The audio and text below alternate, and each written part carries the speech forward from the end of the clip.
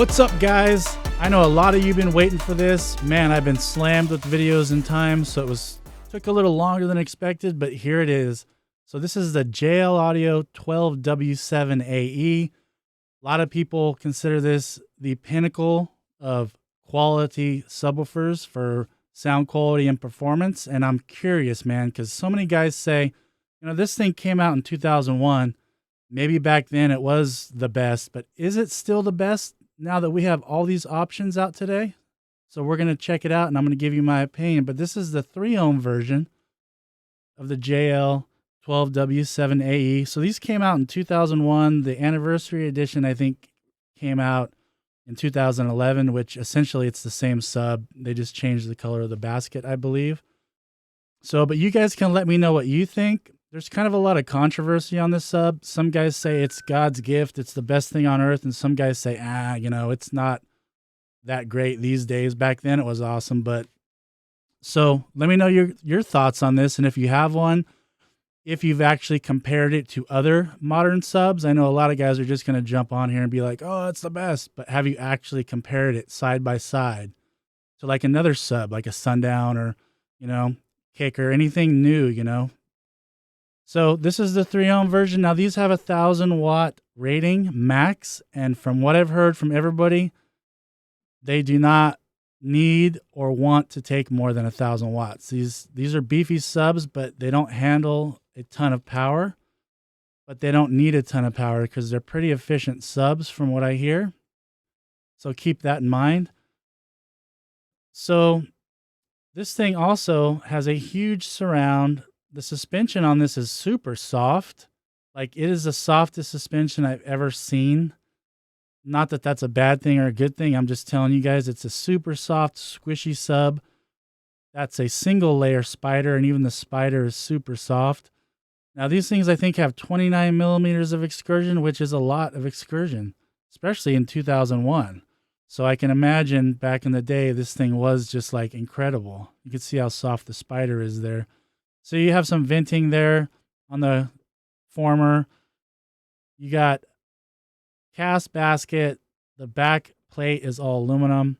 This does have a removable ring around it. It's kind of weird. The screws to mount it to the box are underneath the surround, and I'll show you guys that a little later. That's why you're not seeing any mounting tabs. And what that does, it gives you more cone area, since you're not wasting basically another 3/8 of an inch on each side for the flange. So, but we're going to see how this performs. I'm going to give you my opinion. You guys know I test a lot of subs, and I'm kind of more of a SQL guy.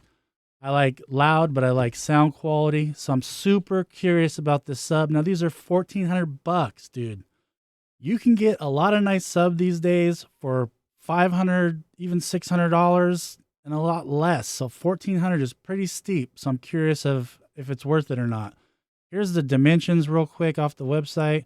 And you can see here it says 1,000 watts danger zone, and actual 750 is optimal. And I believe that from what a lot of guys that own these I talk to, they say. Don't really give it more than 1,000 watts. Here's the ported box specs, and I'm using a box that is dead on to this factory spec. So I'm trying to make it as perfectly legit as possible. Here's the TS parameters on the website. Here's the TS parameters that I pulled. Actually, they were pretty close. I think they're closer than most other brands from what I test to the factory specs. We're going to be using it on this HD 750. This amp is 750, but it's like a smart amp. It does 750 at 1.5 to 4 ohms. So this is a amp that's going to be giving it a true 750 watts. This would kind of be the equivalent if you just had a regular like 1,200 watt amp. All right, and here's the ring. I wanted to show you guys what's up with this surround and the mounting holes. So it has this steel ring that kind of seats around the surround and pops into place. You can see that other ring is just a beauty cover. It holds it into place. You have to kind of be careful. You don't want to tear the surround, but you can see you have to just totally lift up the surround, and the mounting screws are right under there. So I don't really like that, but it looks cool. But definitely if you took this in and out a lot, you'd really want to be careful. So this test, guys, I'm not going to be like putting it on an 8K. This is more of a sound quality performance test, and I wanted to do it right.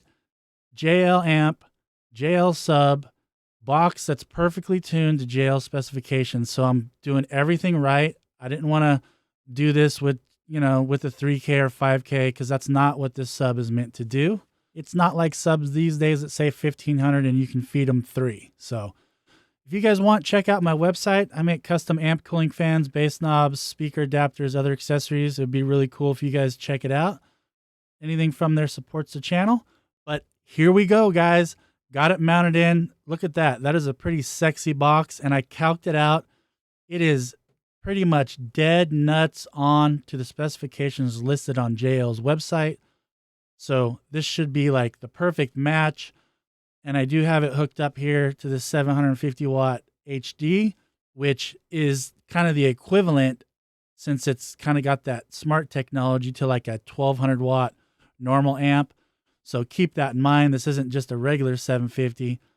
This does have like that smart impedance technology. So JL amp, JL sub, perfectly spec'd box. Let's check it out and see what this thing does.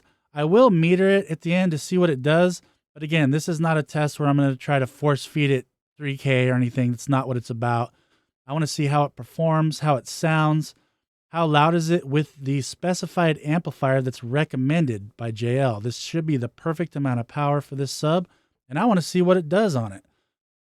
So it's going to be fun. Will this do what like another sub would do on a 3K? Will it be just as loud on 750 watts? Is the sound quality as good as they say?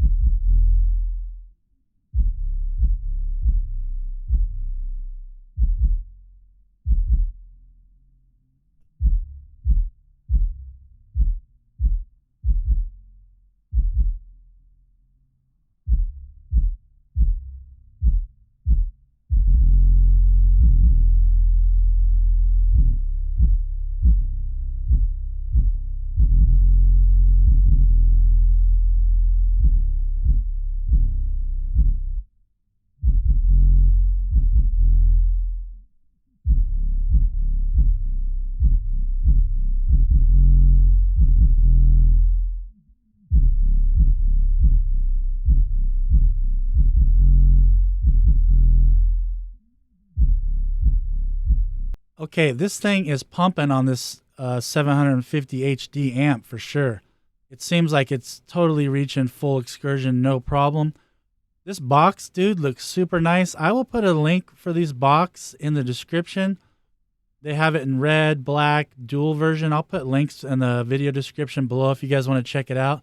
Pretty affordable. I think these boxes like $400, and it's super nice. Got tons of bracing inside and super cool. But so far it sounds good, man. It's pretty loud.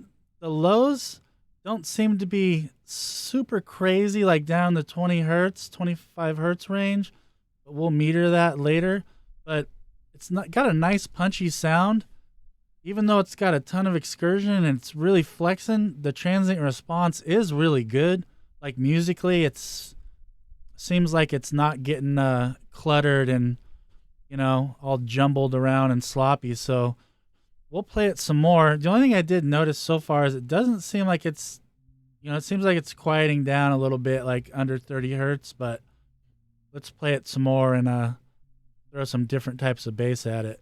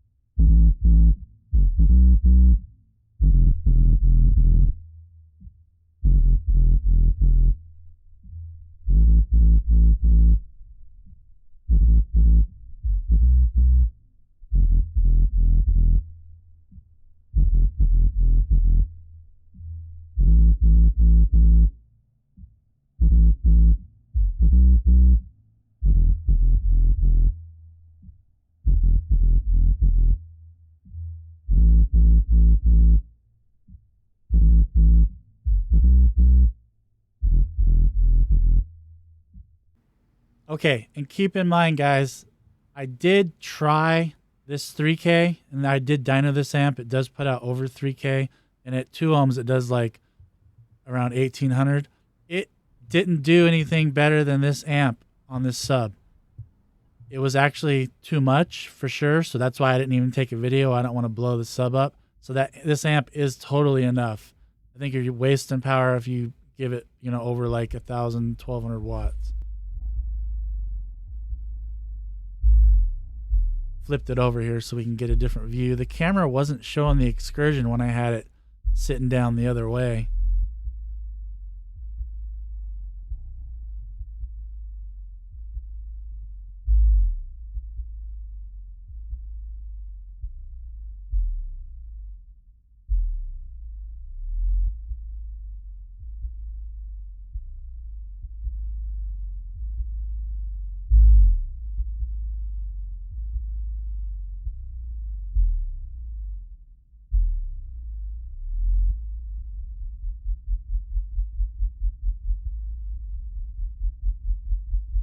I'm going to do some slow-mo. It's really hard to catch all this excursion on the camera.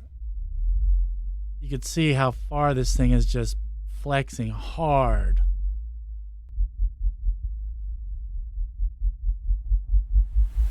All right, let's do some SBL tests.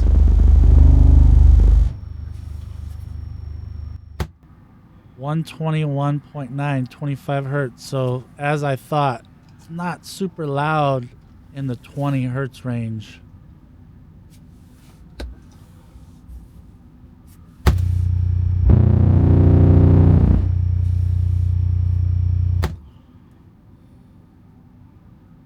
(30 hertz). Still not super loud at 30 hertz. I definitely heard that playing it.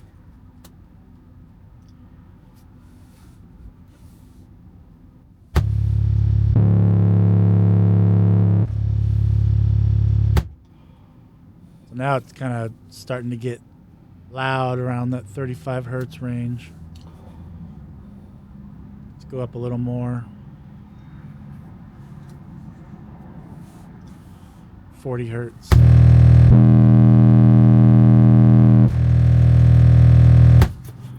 There we go. Not bad. 135.69 at 40 hertz.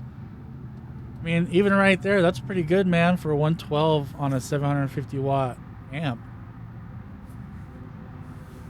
Let's do one more.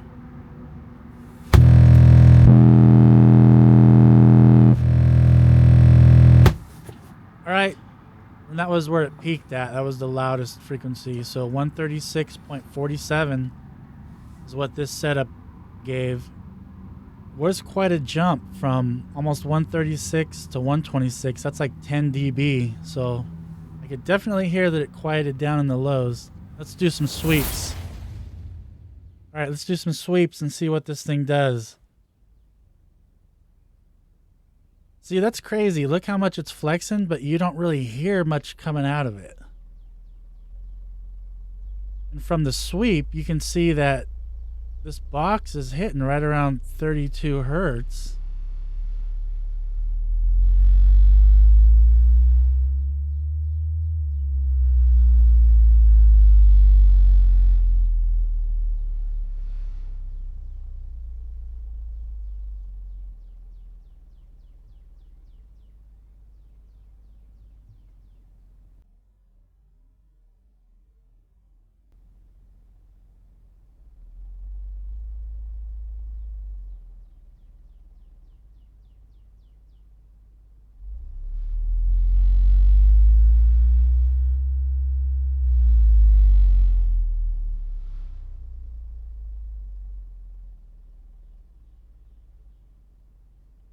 All right, I want to get this sub out. I forgot to show you guys pictures of this box because it's super nice inside.